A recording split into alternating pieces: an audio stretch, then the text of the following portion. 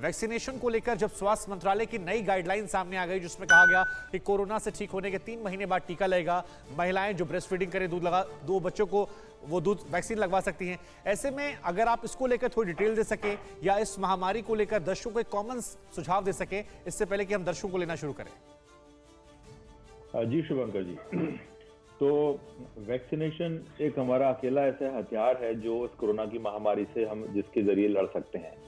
और पिछले 1-1.5 साल के वर्ष के दौरान हमने देखा है कि जिन लोगों को वैक्सीनेशन की प्रक्रिया पूरी हो गई, चाहे एक शॉट भी लगा था, वो लोग इस दूसरी वेव में साफ बच गए या बहुत माइल्ड बीमारी से बच गए।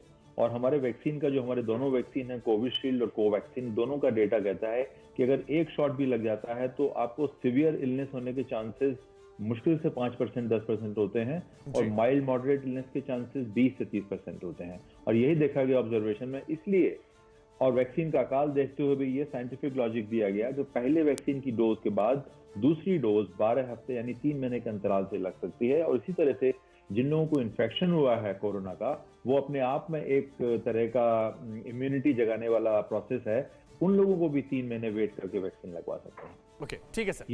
ये तो बात है आम पब्लिक की। और रिसेंट डेटा अब ये भी कहता है कि लैक्टेटिंग और प्रेग्नेंट मदर्स में भी वैक्सीन लगवाना सेफ है, बिकॉज इससे किसी तरह का हार्म नहीं होने वाला जी। और ये नई अपडेट आई है नई उसमें, तो ये बहुत इंपॉर्टेंट है कि प्रेग्नेंट महिलाएं और दूध पिलाने वाली महिलाएं जो हैं वो भी वैक्सीन लगवा सकती हैं। नीलेश वर्मा हमारे पहले कॉलर हैं उत्तर प्रदेश से। नीलेश जी, सवाल पूछिए। सर मुझे 21 तारीख को पिछले महीने में फीवर आया था जी की वजह से सर मुझे कोविड के सारे सिम्टम्स आ गए थे। उसके बाद मैं अब काफी पहले से रिलैक्स में हूँ, बट लेकिन गले में ना थोड़ी सी खराश रहती है और हल्का ऐसा लगता है कि काफ अटक रहा हो। रेगुलर योग भी कर रहा हूँ मैं इसी चक्कर में। डॉक्टर साहब, बिल्कुल, आप बिल्कुल ठीक कर रहे हैं और आप ईश्वर की दया से पूरी तरह ठीक हो चुके हैं। और ये जो आपको हल्की सी गले में खराश या बाकी कुछ लोगों को पल्पिटेशन की शिकायत रहती है, ये बहुत आम है कोरोना के 2-3 हफ्ते की रिकवरी के बाद। तो आप जो कर रहे हैं वो बिल्कुल ठीक है। अपना सांस की एक्सरसाइज करिएगा, स्टीम इनहेलेशन लीजिएगा, पानी खूब पीजिएगा, खान पान का ध्यान रखिएगा और हमेशा अभी भी मास्क लगा के बाकी सबको बचा के रखिएगा अपने परिवार में। जी। दीपिका शर्मा अगली कॉलर हमारे साथ हैं अलवर से। दीपिका जी, सवाल पूछिए। हाँ सर जी, मेरा सवाल था कि मुझे क्या है कि डस्ट से और ठंड से, तेज धूप की किरण से एलर्जी सी हो जाती है और मेरा बीपी जो है वो 70। मैम, आपसे गुजारिश है कि टीवी सेट का वॉल्यूम थोड़ा स्लो कर दें क्योंकि आवाज में क्लैरिटी नहीं आती है। तमाम दर्शकों से भी अपील है। दीपिका जी, जल्दी सवाल दोहराइए। हाँ सर जी, मेरे को धूप से और डस्ट से थोड़ी एलर्जी रहती है और एक बीपी जो है वो मेरा लो रहता है। जी सर, क्या ये वैक्सीन लगवाएं? जी दीपिका जी, बिल्कुल वैक्सीन लगवा सकती हैं आप। डस्ट से या साधारण जो एलर्जीज हैं वो कोई कॉन्ट्राइंडिकेशन नहीं है वैक्सीन लगवाने का। और जो आपने कहा कि बीपी आपका लो रहता है, तो महिलाओं में ये काफी कॉमन है कि उनका बीपी 90-100 के दरमियान रहता है सिस्टोलिक, और उनको खान पान अच्छा करना चाहिए। इसमें कोई दवा इसलिए नहीं आती बीपी लो के लिए, आपको वैक्सीन लगवाना चाहिए। जी। हमारे साथ अगले कॉलर शैलेंद्र दुबे जी हैं दिल्ली से। शैलेंद्र जी, स्वागत है, सवाल पूछिए। सर मेरा शुगर है, तो मैं इसमें कौन सा दवा ले सकता हूँ, उसमें कौन सी वैक्सीन ले सकता हूँ? अच्छा, शुगर है आपको, तो आप एक हाई रिस्क कैटेगरी में आते हैं, आपको तुरंत वैक्सीन लेना चाहिए। और जो भी वैक्सीन मौजूद है, अवेलेबल है आपके लिए, उनमें से कोई भी लगवाइए। कोविशील्ड, कोवैक्सीन, दोनों वैक्सीन बहुत कारगर है अपने आप में और उसको समय से लगवा लीजिए आप। सर, अगले कॉलर पर जाने से पहले एक सवाल पूछ लेता हूं मैं आपसे। कई लोगों के मन में ये भी सवाल है कि अगर पहले कोविड वैक्सीन लगवाई थी तो क्या बाद में कोविशील्ड लगवा सकते हैं? क्या सेकंड डोज में एक्सचेंज कर सकते हैं? ये बहुत सारे लोग पूछ रहे हैं। हालांकि ऐसा होता नहीं है, लेकिन आप थोड़ा क्लेरिफाई कर देंगे तो शायद लोगों को समझ में ज्यादा अच्छे से आएगा। शुभंकर जी, ये बहुत ही वैलिड सवाल है आपका, क्योंकि यहाँ अपने देश में भी देखा गया कुछ इंस्टेंसेस ऐसे नजर आए जहाँ पे पहले उनको कोविशील्ड लगा और दूसरी बार में गलती से उनको कोवैक्सीन लग गया। तो अभी हमारे देश की गाइडलाइंस के मुताबिक दोनों वैक्सीन को मिक्स करना ठीक नहीं है।